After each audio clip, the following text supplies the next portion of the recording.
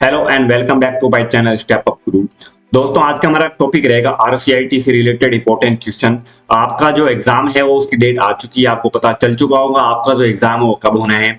ये जो हमारा वीडियो रहेगा, ट्यूटोरियल रहेगा, ये रहेगा हमारे न्यू सिलेबस के आधार पर। तो उम्मीद करता हूँ आपको ये वीडियो पसंद आएगा। आप वीडियो को अंत तक जरूर देखिएगा।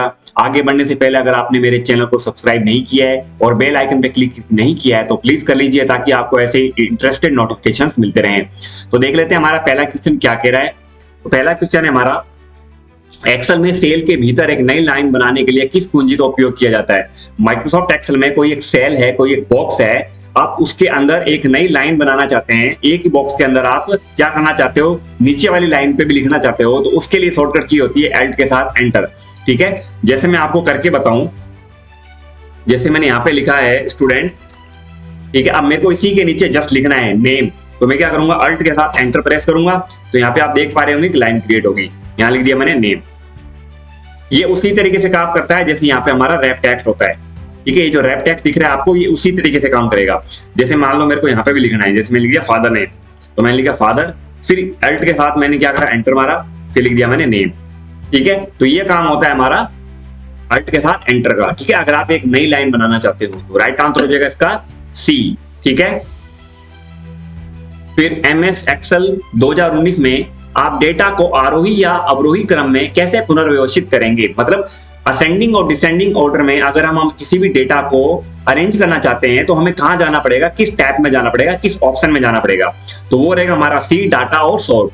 अगर आप एमएस एक्सेल के डेटा टैब में जाओगे, जैसे मैं यहाँ डेटा टैब में आ जाता हूँ और यहाँ पे आप देख पा रहे होंगे सॉर्ट का ऑप्शन आ रहा है, सॉर्ट एंड फिल्टर में, है ना। तो यहाँ पे आपको वो ऑप्शन मिलेगा। ठीक है, तो राइट आंसर हो जाएगा सी, डाटा सॉर्ट। एमएस एक्सेल में मैक्रो बनाने के लिए किस लैंग्वेज का उपयोग किया जाता है। तो एमएस एक्सेल में मैक्रो बनाने के लिए विजुअल बेसिक का यूज किया जाता है। ये जो लैंग्वेज है, एक विजुअल बेसिक अलग से लैंग्वेज होती है, जिसमें आप एमएस एक्सेल से रिलेटेड कोई भी प्रोग्राम, कोई भी फंक्शन वगैरह अलग से डिजाइन कर सकते हो। थोड़ी डिफिकल्ट होती है, उसके लिए भी अलग से कोर्स करना होता है। ठीक है, तो अगर आप मैक्रो बनाना चाहते हो तो विजुअल बेसिक लैंग्वेज का उपयोग किया जाता है। राइट आंसर हो जाएगा सी। फोर्थ क्वेश्चन, निम्न में से कौन सा फॉर्मूला एमएस एक्सेल में सही ढंग से एंटर नहीं किया गया। तो देखो, कोई भी फॉर्मूला जब एमएस एक्सेल में लगाया जाता है तो इज इक्वल टू का साइन तो लगता ही लगता है। तो ये तीनों हमारे जो हैं वो सही हैं। ठीक है, बट ये जो सेकंड वाला है ये हमारा क्या है, रॉन्ग है, क्योंकि इसमें क्या है, इज इक्वल टू का साइन जो है वो नहीं लगा है। यहाँ पे सिंपल कोई भी वैल्यू डाल दी है। ठीक है, तो कोई भी वैल्यू सीधा स्टार्ट नहीं होती है, इज इक्वल टू तो लगाना ही पड़ेगा। तो राइट आंसर हो जाएगा बी, ये हमारा रॉन्ग आंसर है। एक्सेल 2019 में विंडोज को विभाजित करने के लिए किस मैन्युअल विकल्प का उपयोग किया जाता है। तो माइक्रोसॉफ्ट एक्सेल में आप अपनी विंडो को अगर 4 भागों में डिवाइड करना चाहते हो तो वो होता है व्यू स्प्लिट, यानी कि जो हमारा डी ऑप्शन है वो राइट है। हम व्यू टैब में जाएंगे। व्यू टैब में जाने के बाद यहाँ पे आपको दिख रहा है विंडोज सेक्शन में स्प्लिट, तो जहां पे भी मैं क्लिक करूंगा वहां से हमारी क्या हो जाएगी, विंडो 4 भागों में टूट जाएगी। देखो, ठीक है, आप इसको दोबारा क्या कर सकते हो, स्प्लिट को हटा भी सकते हो, तो दोबारा नॉर्मल पोजीशन पे आ जाएगा। राइट आंसर हो जाएगा इसका डी। निम्न में कौन सा आपको प्रेजेंटेशन में एक से अधिक स्लाइड सिलेक्ट करने की अनुमति देता है।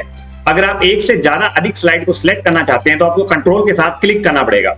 ठीक है, अगर आप अपनी स्लाइड में एक से ज्यादा स्लाइड सिलेक्ट करना चाहते हैं तो आपको कंट्रोल के साथ क्लिक ईच स्लाइड पे क्लिक करना पड़ेगा, क्योंकि कंट्रोल एक ऐसा ऑप्शन है जिसके यूज से क्या होता है ना कि हम एक से ज्यादा ऑब्जेक्ट, फाइल, फोल्डर, किसी भी स्लाइड को एक से ज्यादा मल्टीपल ऑब्जेक्ट को सिलेक्ट कर सकते हैं। ठीक है ना, तो राइट आंसर जो इसका सी, कंट्रोल के साथ क्लिक ईच स्लाइड। 7वां क्वेश्चन क्या है, पावर पॉइंट 2019 में स्मार्ट आर्ट फीचर का उद्देश्य क्या है। स्मार्ट आर्ट फीचर का उद्देश्य होता है इंफॉर्मेशन के ग्राफिकल रिप्रेजेंटेशन करना। मतलब आप किसी भी इंफॉर्मेशन को ग्राफिकली रिप्रेजेंट करना चाहते हो, सामने वाले व्यक्ति को, सामने वाले स्टूडेंट को, कि आप किसी भी टॉपिक को ग्राफिकली रिप्रेजेंट करोगे, चित्र के रूप में प्रदर्शित करोगे। तो राइट आंसर हो जाएगा इंफॉर्मेशन के ग्राफिकल रिप्रेजेंटेशन करना। Right answer C. पॉइंट 2019 में रिकॉर्ड स्लाइड शो फीचर आपको क्या करने की अनुमति देता है। अगर आप किसी भी स्लाइड शो को रिकॉर्ड करना चाहते हो तो वो क्या करना चाहता है, क्या आपको अनुमति देगा, आपको क्या बेनिफिट मिलेगा रिकॉर्ड स्लाइड शो फीचर से। तो इसका राइट आंसर हो जाएगा प्रत्येक स्लाइड के लिए ऑडियो कथन रिकॉर्ड करना। ठीक है, ये राइट है। प्रेजेंटेशन के दौरान माउस के मूवमेंट को रिकॉर्ड करना, वीडियो की भांति संपूर्ण प्रेजेंटेशन को रिकॉर्ड करना। तो ये क्या करता है, हमारा जो रिकॉर्ड स्लाइड शो फीचर है ये क्या करेगा, स्लाइड के ऑडियो को भी रिकॉर्ड करेगा, माउस के मूवमेंट को भी रिकॉर्ड करेगा और वीडियो को भी रिकॉर्ड करेगा, यानी सब कुछ ये क्या करेगा, हमारा रिकॉर्ड करेगा। ठीक है ना। तो राइट आंसर हमारा क्या हो जाएगा इसका, उपरोक्त सभी। ठीक है, राइट आंसर क्या हो जाएगा, उपरोक्त सभी। 9th क्वेश्चन, पावर पॉइंट 2019 में एनिमेशन टैब खोलने के लिए किस कुंजी का, किस शॉर्टकट की का यूज किया जाता है। आप अगर एनिमेशन पैनल खोलना चाहते हो तो आपको अल्ट के साथ ए प्रेस करना पड़ेगा। ठीक है, माइक्रोसॉफ्ट पावर पॉइंट में, जैसे मैं यहां पे माइक्रोसॉफ्ट पावर पॉइंट निकालता हूं, यहां पे आप देखिएगा, जैसे मैं अल्ट के साथ ए दबाऊंगा तो यहां पे देखो एनिमेशन पैनल अपने आप आ गया। पहले मैं होम टैब में हूं, जैसे मैंने अल्ट के साथ ए दबाया तो एनिमेशन पैनल खुल गया। ठीक है, यही वो पूछ रहा है, तो राइट आंसर हो जाएगा बी। आप पावर पॉइंट 2019 स्लाइड में वीडियो कैसे ऐड कर सकते हैं, तो आपको क्या करना पड़ेगा, वीडियो करने के लिए इंसर्ट में जाना है। ठीक है, और यहाँ पे हमें क्या मिलेगा, वीडियो का ऑप्शन मिल रहा है। देखो मीडिया में किनारे पे राइट साइड में सबसे किनारे पे कॉर्नर पे आपको वीडियो दिख रहा है, तो आप यहाँ से क्या कर सकते हो, वीडियो भी ऐड कर सकते हो। ठीक है, राइट आंसर हो जाएगा इसका ए। आप पावर पॉइंट प्रेजेंटेशन का एस्पेक्ट रेशियो कैसे बदल सकते हैं। अगर आपको आपके पावर पॉइंट प्रेजेंटेशन का रेशियो बदलना है, यानी कि 9:16, यानी कि आपको लैंडस्केप मोड में करना है तो 16:9, पोर्ट्रेट करना है तो 9:16, तो आप इसमें कैसे यूज कर सकते हैं वो ये बता रहा है। ठीक है ना, तो देख लेते हैं अपन को कहां मिलेगा। यहाँ पे देखो आपको मिल रहा है डिजाइन टैब के कस्टमाइजेशन ऑप्शन में स्लाइड साइड या स्लाइड साइज वाले ऑप्शन में, यहाँ देखा स्टैंडर्ड और वाइड स्क्रीन। वाइड स्क्रीन का मतलब होता है लैंडस्केप। ठीक है ना, थोड़ा 16:9 की बनेगी आपको साइज, और स्टैंडर्ड मतलब नॉर्मल रहेगा। ठीक है ना, आप कस्टमाइज भी कर सकते हो अपने हिसाब से, कितना छोटा बड़ा भी कर सकते हो, पोर्ट्रेट, लैंडस्केप, पोर्ट्रेट, इस तरीके से। ठीक है ना, यहाँ दे रखा है। ठीक है, तो ये कहां मिलेगा आपको, डिजाइन टैब में मिलेगा। ठीक है, तो कहां पे मिलेगा, डिजाइन टैब में स्लाइड साइज ऑप्शंस का उपयोग करके। Right answer B. आप पावर पॉइंट स्लाइड में 3D मॉडल कैसे ऐड कर सकते हैं, तो 3D मॉडल ऐड करने के लिए हमें क्या करना है, इंसर्ट में जाना है। इंसर्ट में यहाँ 3D मॉडल आ रहा है। ठीक है, इलस्ट्रेशन ऑप्शन में हमें क्या मिल रहा है, 3D मॉडल मिल रहा है, तो आप क्या करोगे, इंसर्ट टैब में इंसर्ट 3D मॉडल विकल्प का उपयोग करके। Right answer A. आप किसी स्लाइड को हटाए बिना पावर पॉइंट में कैसे छिपा सकते हैं। अगर आप अपनी स्लाइड को हाइड करना चाहते हैं, छिपाना चाहते हैं, तो आप कैसे करेंगे। तो देखो ये जैसे स्लाइड है ना, इसको आपको हटाना है, तो आप राइट क्लिक करोगे और यहाँ पे देखो आपको हाइड स्लाइड का ऑप्शन आ रहा है। यहाँ आप जैसे क्लिक कर देंगे वो आपकी क्या हो जाएगी, स्लाइड हाइड हो जाएगी। बट अभी नहीं होगी क्योंकि अभी एक ही स्लाइड है हमारे पास। ठीक है ना, जैसे मान लो मैं और स्लाइड ऐड कर लेता हूँ यहाँ से। ठीक है, डिजाइन वगैरह भी दे देता हूँ। अब मान लो मेरे को इसको हाइड करना है, तो राइट क्लिक, हाइड स्लाइड, हट गई। ठीक है ना, वो नहीं दिखेगी आपको अब। ठीक है ना, जैसे यहाँ पे मैं कुछ लिख भी देता हूँ, लिख दिया, राइट क्लिक, हाइड स्लाइड। ठीक है, अब ये अपन को तो दिख रही है।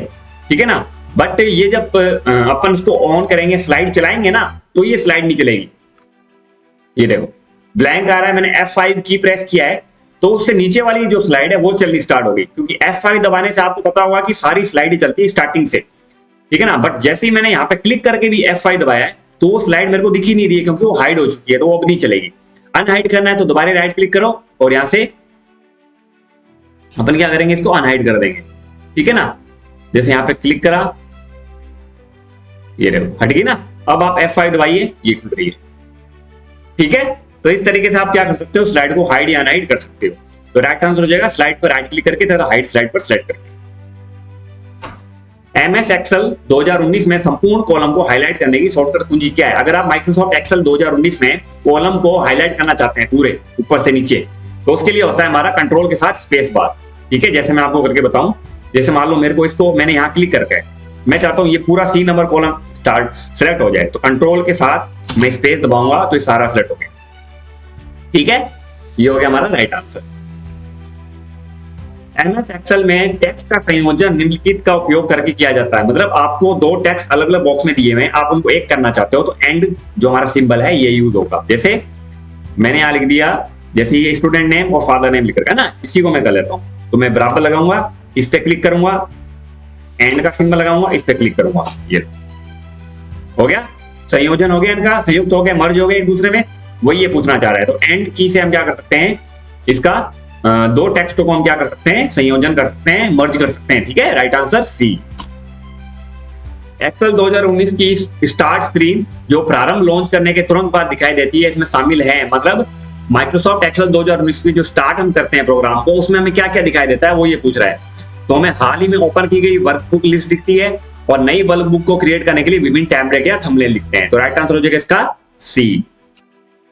फिर एमएस एक्सेल 2019 के सेल में टेक्स्ट को रैप करने का विकल्प आपको किस मेन्यू में मिलता है? होम टैब में। तो अगर आपको रैप टेक्स्ट करना है तो यहाँ पे आपको क्या मिलेगा? होम टैब में यहाँ पे रैप टेक्स्ट आ रहा है ना, ये आपको क्या मिलेगा? होम टैब में मिलेगा। ठीक है, राइट आंसर हो जाएगा इसका हमारा D. Cell G2 cell M12 की सेल रेंज के लिए सही संदर्भ है, मतलब G2 से GM12 तो सेल रेंज है, उसका संदर्भ सही बताना है, कौन सा उसका एड्रेस सही है, कौन सा विकल्प हमारा सही है एड्रेस के बेस पे। तो ये हमारा रॉन्ग हो जाएगा, ये भी रॉन्ग है, ये सही है, ये रॉन्ग है। क्योंकि जब भी हमें कोई सेल एड्रेस देना होता है, रेंज देनी होती है, तो उसमें ये जो कॉलन है ना, ये हमारा बीच में इंक्लूड जरूर होता है, ऐड जरूर होता है। तो राइट आंसर हो जाएगा इसका सी। ठीक है, सेल B1 से B7 में रखी संख्याओं में से सबसे बड़ी संख्याओं की गणना करने का सही फॉर्मूला क्या है?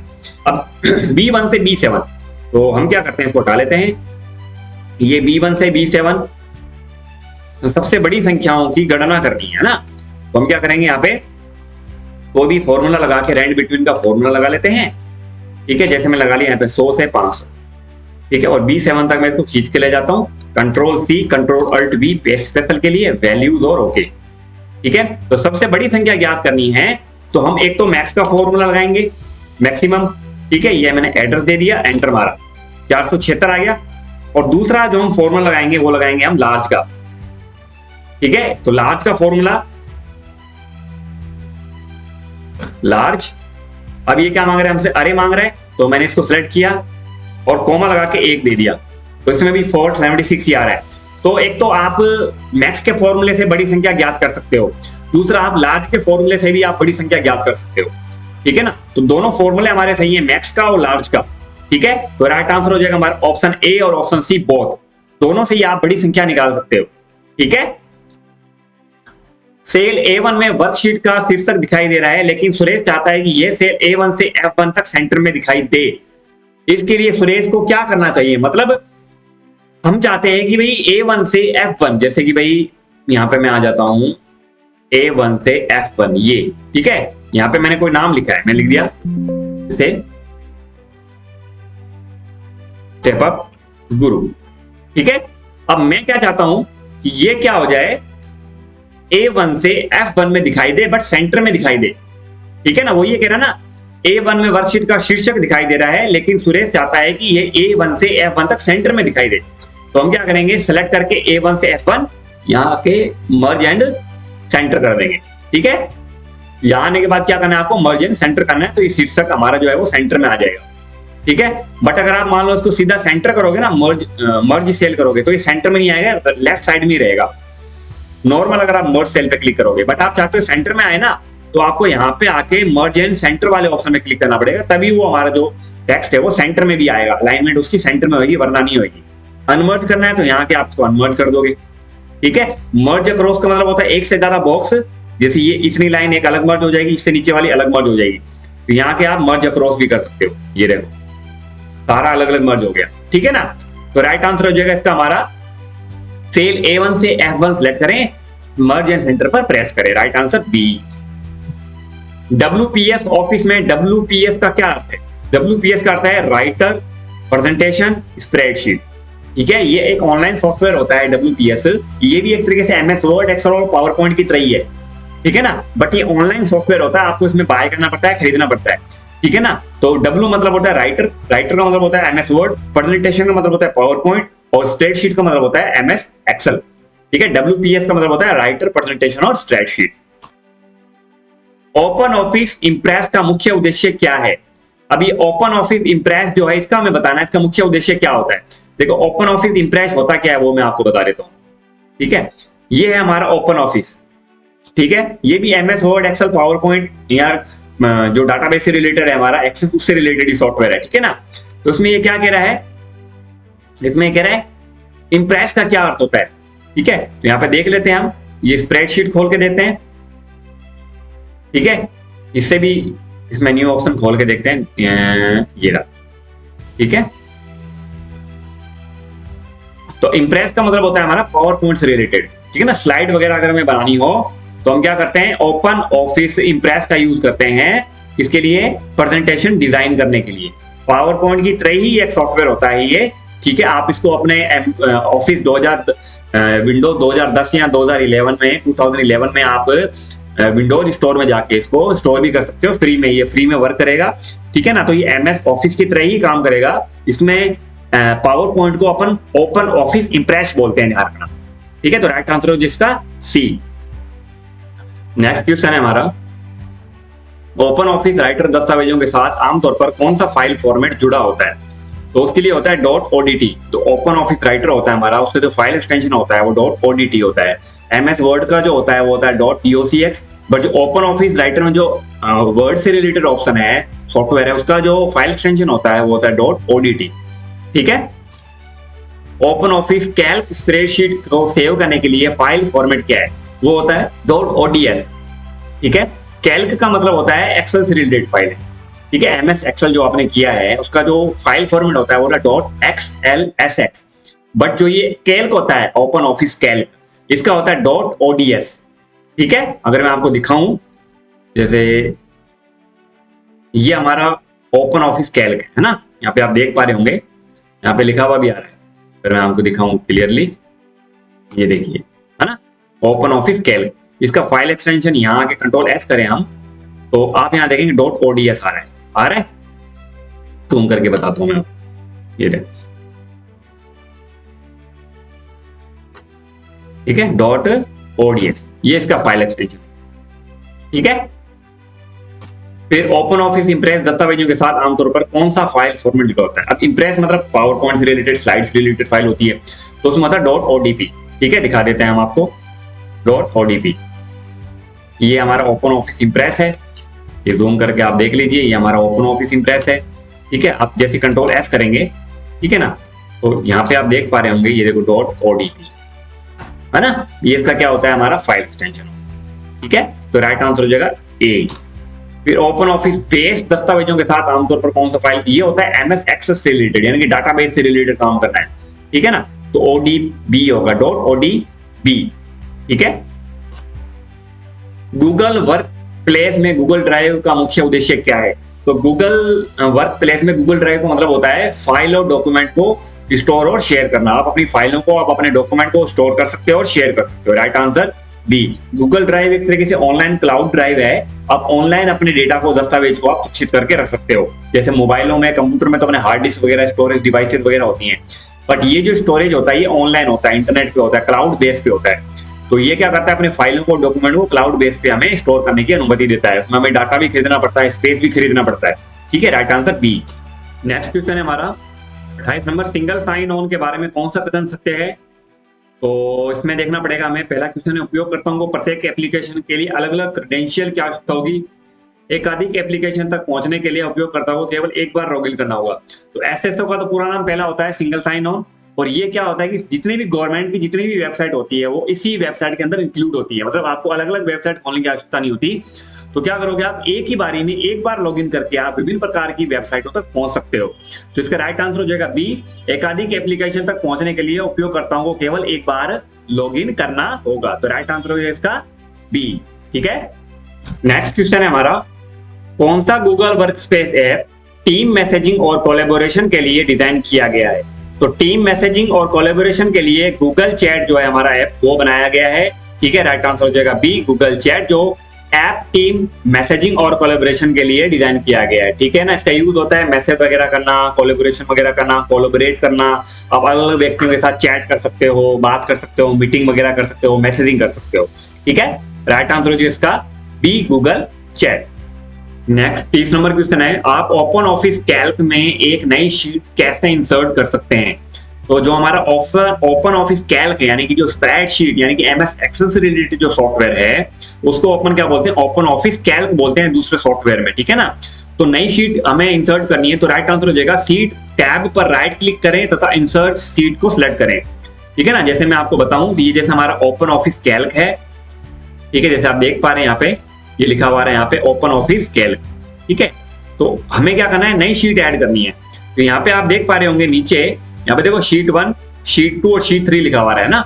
मेरे को अगर एक और शीट ऐड करनी है तो मैं क्या करूंगा, इसके ऊपर आके राइट क्लिक करूंगा, ठीक है, और यहाँ पे आ रहा है इंसर्ट शीट, आ रहा है सबसे टॉप में, ठीक है ना, देखो टॉप में आ रहा है इंसर्ट शीट।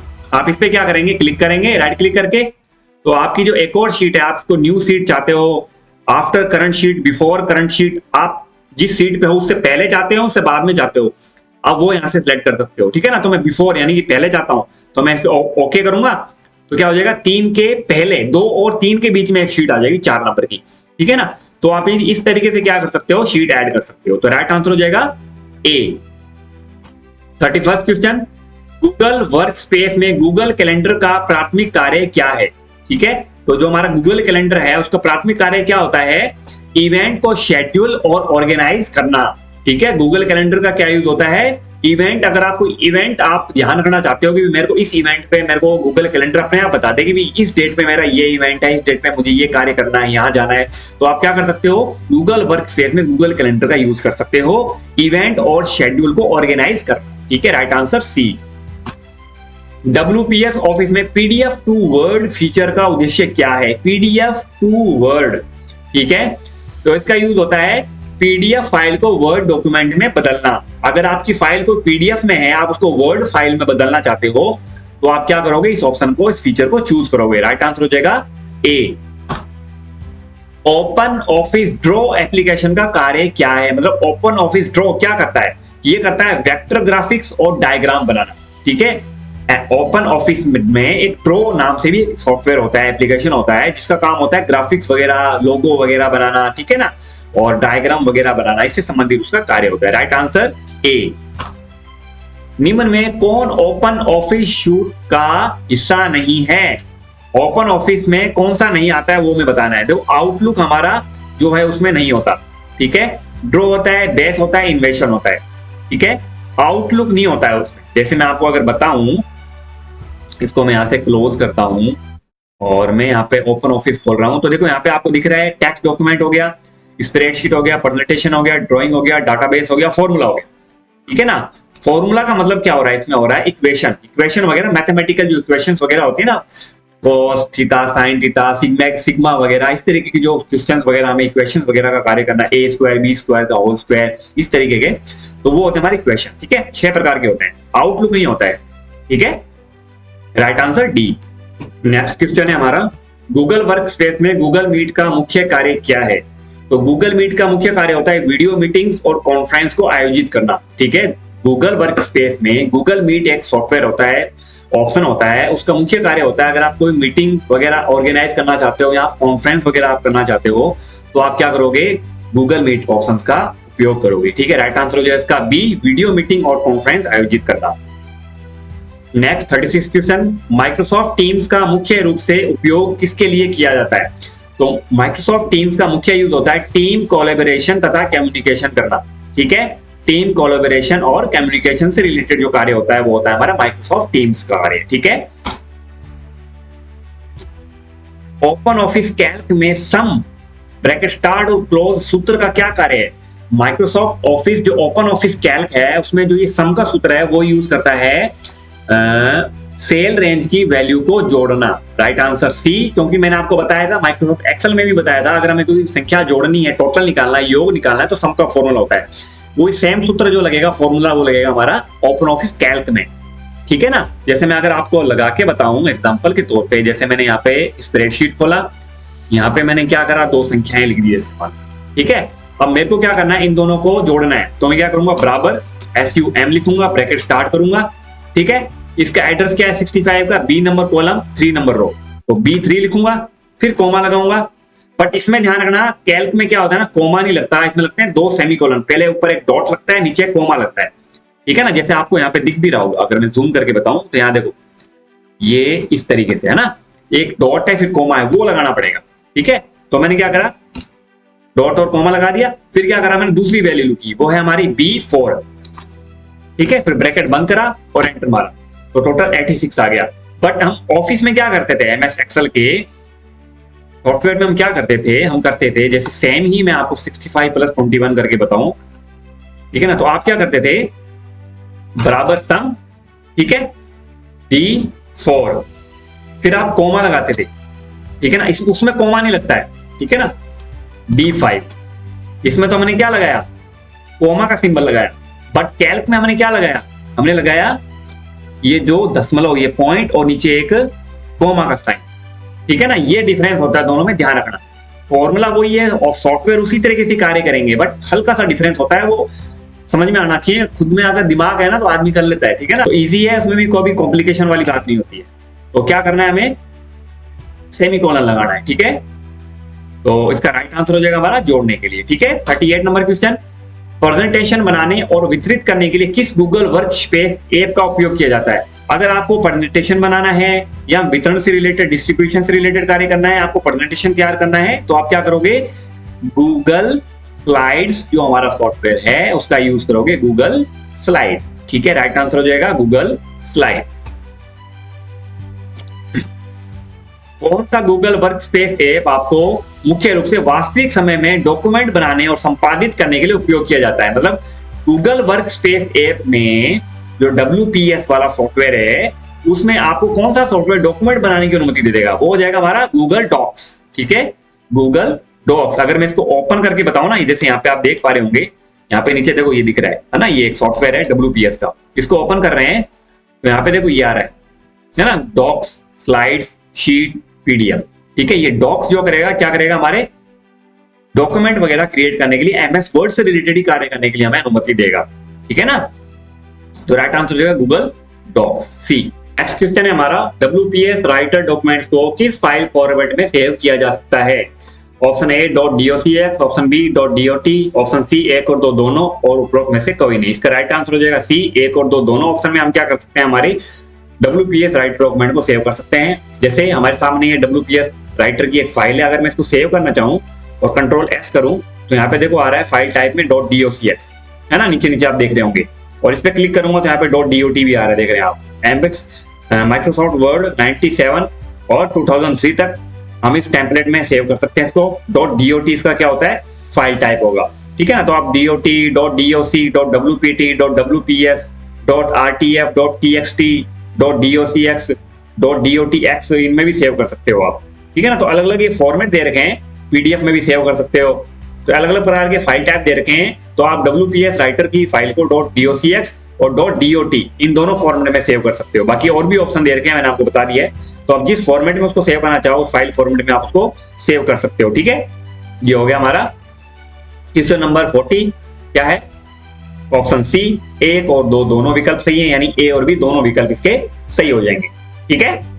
41, विंडोज पर USB ड्राइव को सुरक्षित रूप से बाहर निकालने के लिए किस कमांड का उपयोग किया जाता है। आपने मान लो पेन ड्राइव लगा रखा है आपने अपने लैपटॉप में, कंप्यूटर में, आप उसको सुरक्षित बाहर निकालना चाहते हो उसको, ठीक है ना, मतलब इजेक्ट करना चाहते हो, तो आप किस शॉर्टकट की का, किस ऑप्शन का आप यूज करोगे। तो अगर आप अपनी USB ड्राइव को सुरक्षित बाहर निकालना चाहते हो तो आप राइट क्लिक करके इजेक्ट वाले ऑप्शन पे क्लिक करोगे, ठीक है। जैसे आपने पेन ड्राइव लगा रखा है, अब पेन ड्राइव वाले ऑप्शन पे आप राइट क्लिक करोगे तो उसमें नीचे आएगा इजेक्ट, ठीक है ना। तो इजेक्ट पे क्लिक करोगे तो आपकी जो USB ड्राइव है वो सेफली रिमूव हो जाएगी, ठीक है। Right answer C. USB hub का उद्देश्य क्या है। अब ये USB हब क्या होता है, देखो अपने लैपटॉप में, कंप्यूटर में क्या होते हैं ना, बहुत से पोर्ट, USB के पोर्ट नहीं होते हैं, कम होते हैं। आजकल के जो नए लैपटॉप आ रहे हैं उसमें 2 ही पोर्ट देते हैं USB के, ठीक है ना।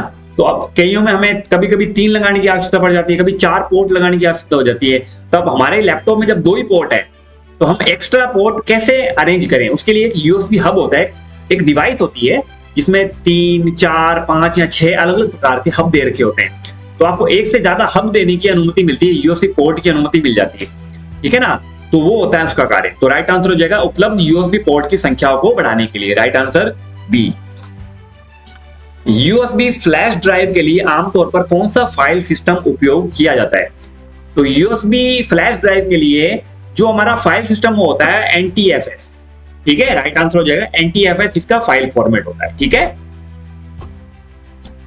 एक सिंगल लेयर DVD की अधिकतम भंडारण क्षमता क्या है। अब ये क्या है, ये तो बहुत से स्टूडेंट्स को पता ही नहीं होगा ये DVD और CD क्या होती है।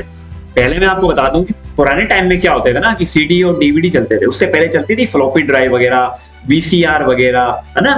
बट जैसे जैसे जनरेशन बनती गई वैसे वैसे क्या होने लगे, टेक्नोलॉजी में भी इंप्रूवमेंट आने लगा। तो जब हम छोटे थे तो हम भी क्या करते थे, मूवीज वगैरह देखते थे, सीडी डीवीडी में देखते थे। हमारे टाइम उसमें पेन ड्राइव वगैरह नहीं आए थे, ठीक है ना। तो पहले जो डीवीडी यानी डिजिटल वर्सेटाइल डिस्क या डिजिटल वीडियो डिस्क की पूरा नाम होता है, और सीडी का पूरा नाम होता है कॉम्पैक्ट डिस्क, ठीक है। तो डीवीडी और जो सीडी होती है ना, उसमें सबसे जो हैवी जो मात्रा होती है, क्वांटिटी होती है स्टोरेज डिवाइस की, वो होती है उसकी डीवीडी में। डीवीडी में सबसे ज्यादा पावर होती है स्टोरेज डिवाइस की, ठीक है ना। तो उसमें 2 लेयर होती है। सिंगल लेयर की अगर डीवीडी खरीद रहे हो तो उसमें 4.7 का आप डेटा जीबी का स्टोर कर सकते हो, अगर सिंगल लेयर है। सिंगल लेयर की डीवीडी में आप 4.7 जीबी का डेटा स्टोर कर सकते हो। और अगर 2 लेयर आपकी डीवीडी है, ठीक है ना, उसमें आप 8.5 जीबी डेटा स्टोर कर सकते हो डबल लेयर में। सिंगल लेयर में होता है 4.7, ठीक है ना, ये डिफरेंस होता है, ध्यान रखना, ठीक है। राइट आंसर हो जाएगा हमारा ए, 4.7 सिंगल लेयर में। लास्ट क्वेश्चन है हमारा 45 नंबर।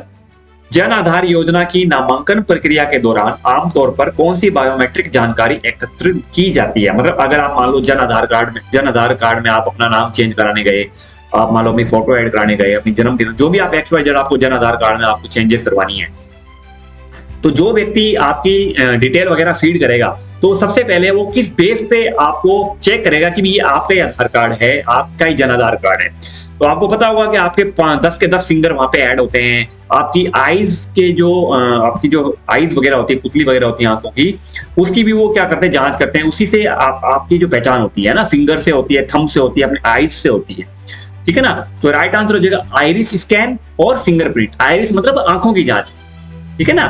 तो उससे आप क्या कर सकते हो, अपने नामांकन प्रक्रिया के दौरान आप अपने बायोमेट्रिक जानकारी को एकत्रित कर सकते हो। तो राइट आंसर हो जाएगा आइरिस स्कैन तथा फिंगरप्रिंट, ठीक है। ये हो गए हमारे टोटल 45 क्वेश्चन।